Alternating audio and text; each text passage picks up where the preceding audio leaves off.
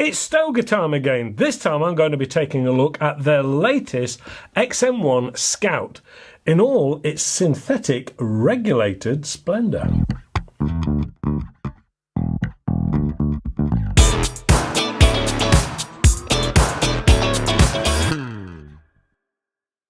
Hello and welcome to AAR On Air. This week we will be taking a closer look at the new Stoeger XM1 Scout PCP. This is a 957mm or 37.6 inch long rifle that tips the scales at 3.3 kilograms or 7¼ pounds unscoped. It has a 460mm long barrel which can be in 177 or 22 calibers. This is an all-black short, well, carbine I suppose, that is dressed in a polymer body with a thumb hole design and does actually feel quite nice to hold and shoot. But let's not get ahead of ourselves, shall we? Time to do the walk around first. There is a 1/2 inch UNF thread out on the front and comes with a thread protector straight out of the box. Of course, this can be removed and a silencer of your choice can be added. By gum, there's some thread on there. This will naturally add to the overall length, but it isn't that long to start with. And of course, there are some very efficient short silencers out there if length is an issue to you. As always, it benefits from adding a silencer, but that is down to what kind of neighbours you have, or if you're going to be using this for a spot of pest control or not. There is a shroud over the barrel, which does give it a more upmarket look to it. Below this is the 200cc oversized air cylinder, which is capable of going up to a 250 bar fill pressure as shown on the gauge on the front, which is a colour-coded yellow, green and red Stoeger logoed item. It is pretty clear and easy to read. This has a sprung-loaded surround that when pulled forward will reveal the filler port. The quick snap filler probe is supplied in the box along with 2 magazines, which are 12 rounds in 177 and 10 rounds in 22. The gun comes out of the box with a single shot tray in position, should you wish to use that instead. The scope mount on the top is Weaver Picatinny, and thankfully there is no starter scope in the box because I would hope this is going to be a capable and accurate rifle, and that would just spoil it by putting a starter budget scope on it. This is a side lever rather than a bolt action, and I must say it has quite a smooth feel to it and is a pleasure to use. It does seem to stand slightly proud when in the home position, but at least it gives you plenty of space to get your finger around the swivel lever to use it. This lever is on the right hand side and isn't interchangeable, which is likely to bother someone out there, but heck, you can't please all of the people, can you? The stock is ambidextrous, but no doubt some will argue against the case about that side lever. As is becoming a regular feature with Stoeger, these have different grips in the box to change if you feel the need. The polymer finish to the stock is good quality and has a nice feel to it. It does come with a bottom rail and side rails for a split bipod if you want, but this just seems to add a lot of width to the gun and can become quite restrictive if you want to pop this in a bag or case.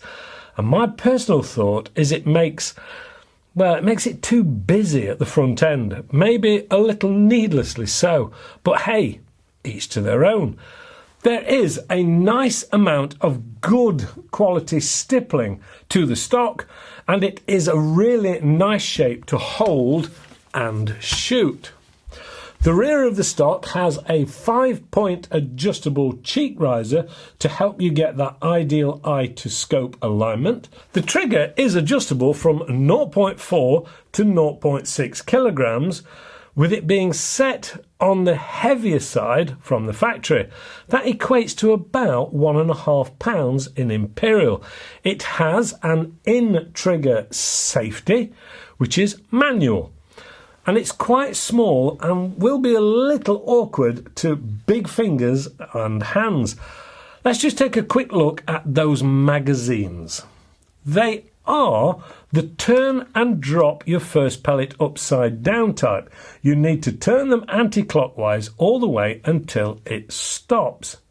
Then do the upside down pellet part, popping it in skirt first, then turn over and start rotating back clockwise, filling in each hole as you go. Once they're all full, then simply pop in from the left hand side. They are quite high when they're in situ though. Time to get this 177 caliber version over the chronograph to check out the power levels. Let's start by using some pretty standard 8.44 grain pellets, shall we? Using those, it saw 769 feet per second, which is 11.09 foot-pounds or 15.03 joules. Time as usual to drop some heavier pellets in to see if there is a lot of difference with this regulated rifle. With 10.34 grain pellets, it saw 694 feet per second, which is 11.06 foot-pounds or 15 joules. Well, that's pretty consistent, I would say. Let's get this dressed up with a decent scope, shall we? I've dropped a 3-18 by 44 first focal plane scope on this because I think it can take the length easily and it will look in proportion. But also, it's a superb scope and excellent value for money. Out at 40 metres then, as usual. Here goes the Stoeger XM1 Scout. Somewhat different to the normal XM1. It is quite a comfortable gun to shoot. The grip is quite comfortable, no thumbs up. You are in the position where you've lost that. The trigger is not too heavy, it's not too shabby at all. In fact, first stage very short. My guess would be about £1.5 to £2. It's not too bad. I haven't actually got a silencer on the end of this one because it doesn't really matter to me. It could do with a silencer on the end if you were doing any pest control or anything else, or if you got problems with neighbours, then I would definitely suggest you put one on, and it does make it quieter. Scope I've put on is the Orion, the new Orion, which is first focal plane, and a beautiful, beautiful thing it is too. Very clear, very bright, not overly expensive. If you want one of these, by the way, use code AAR 2024. I think that'll get you through and they'll pay the VAT for you. So it's a nice scope. I've shot this to zero it, which was no problem at all. The issue I have, if anything, that's not really an issue, but the findings are, I do like the magazines. I think the magazines are a really nice quality magazine, and yet it does seem to favour single shot tray over the magazine. What I'll do probably is I'll fire some down on the single shot tray, and then I'll fire some down on the magazine. It'll probably prove me to be wrong, but let's do it anyway. Certainly so far it seems to be the single shot tray is the more comfortable, more accurate option. It's got the side rails and bottom rails and everything else. Personally, I'd take the side rails off, and if I was going to use a bipod, then I'd use one straight on the bottom. Otherwise it's too wide, because then when you put it in a case it doesn't shut because the legs are standing out so wide, so you've got to take the legs off. It's just a pain, and personally I think it's a pain. So I would put a bipod on the bottom if you're bothered. Personally, I'm not bothered because I use the Apollo metal rest, which I'm really getting used to and I do quite like. The side lever on this is actually pretty good. It's got a swivel on the bottom as well, which makes it easier for when you're using it. It's not nasty and notchy. It does seem to stand slightly proud when it's done and home, but it feels really nice. Polymer stock, but hey, what do you want for your money? So let's have a go with this on single shot, shall we? It's a little fiddly with a scope on top, but yep, that's in. We'll have a go downrange and see how we fare.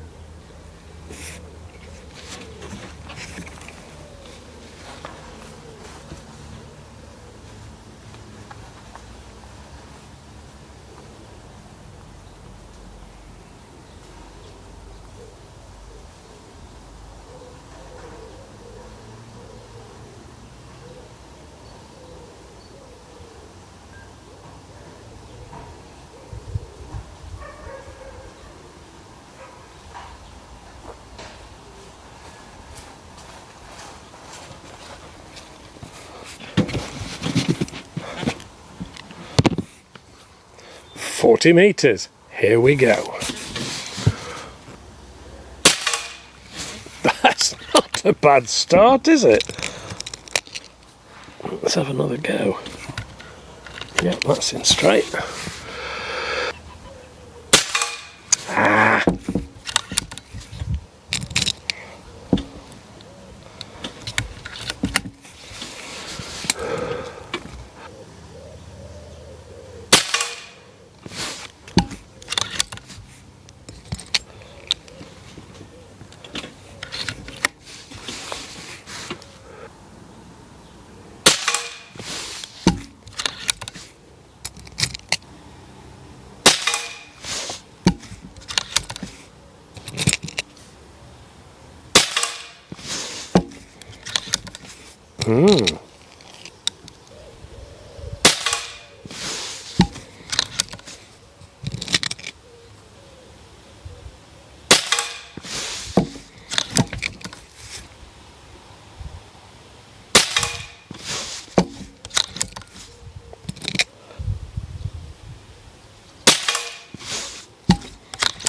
I think I'm just about getting the feel for it now.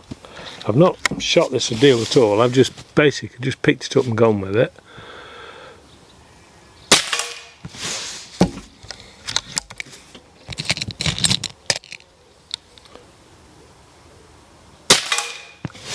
I've kind of lost my bull, so I haven't got a centre to be able to, whoops, no you don't, to aim to.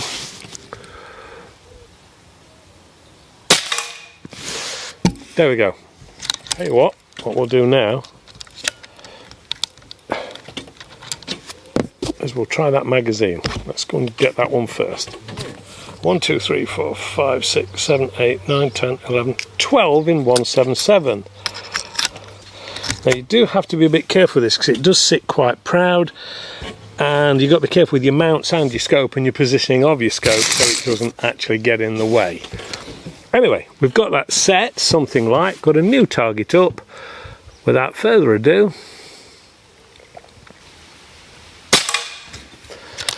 let's see if it proves me wrong. It's going to, isn't it?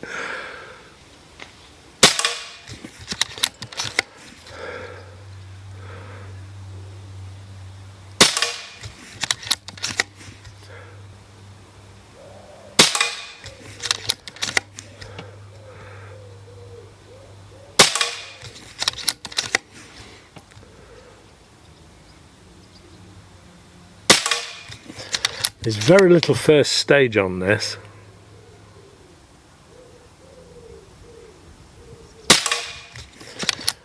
And then the second stage pretty much releases.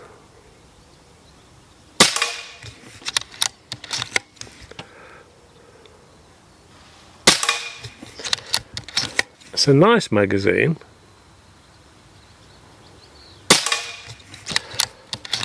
I think this is the last shot.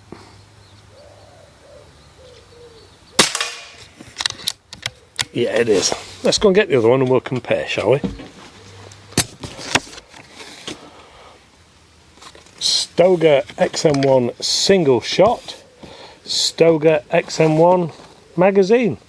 Doesn't seem to have done too bad with the magazine, really, does it? Maybe it was just me early doors not getting settled down with the gun, and the more you shoot it, 'cause that was the first lot, second lot, the more you shoot it, the more comfortable you get with it. And that's only the second magazine that I've actually put through it, and the first time I've done it on a single shot for any number of shots.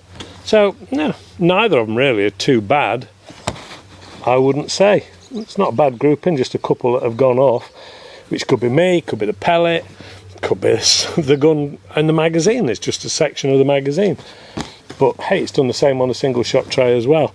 So, results wise, well, they're not bad at all. If you were going to actually do some pest control, excuse me, if you were going to do some pest control, then they're more than adequate. That's down at 40 metres. It is a calm day, which is a bonus, but neither of those really are too bad at all. So yeah, if you're out pest controlling, then the magazine is certainly going to be good enough, and the accuracy is more than good enough. That's not bad at all. Again, it's a gun that I've not shot a lot of. You get an instant feel whether you like it or not. I do quite like it. Some of these Stoegers are really quite good, to be fair. They're not overly expensive, but I'll leave the pricing to the rest of the video so you can find that out at the end as normal. It's nice with that scope on. Yeah, very nice. I'm glad they didn't put a cheap nasty scope in with it, because it demands a bit more than that. That's it. Stoeger XM1 Scout. I like it. Back to the studio. I was hoping this would be accurate, and I'm pleased to say I wasn't disappointed. It does shoot nicely, and that trigger isn't too shabby at all. Yes, it helps if you have some decent glass on top. It always makes life easier, and more importantly, it becomes more enjoyable. So what is all this regulated and adjustable Scout going to cost? Well, using the theory of relativity, are we talking in terms of Louis Vuitton bags? If so, then you could buy 4 of these for the price of 1 of those designer bags and still have change.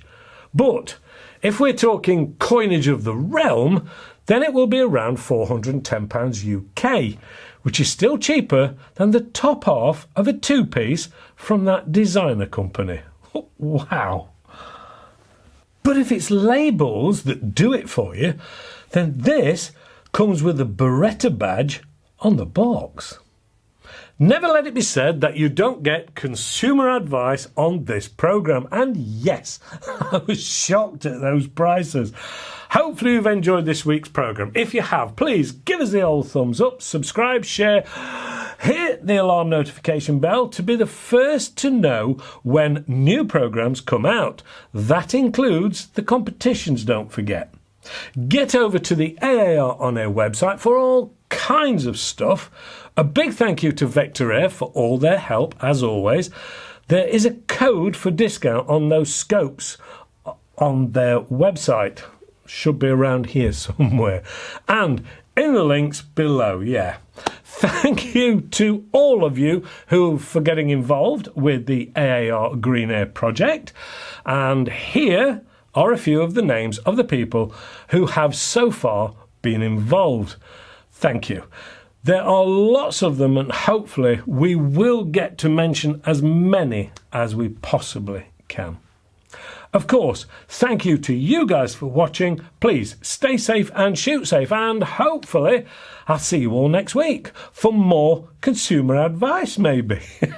Well, certainly some more gun stuff. Bye for now. That's pretty cool, isn't it?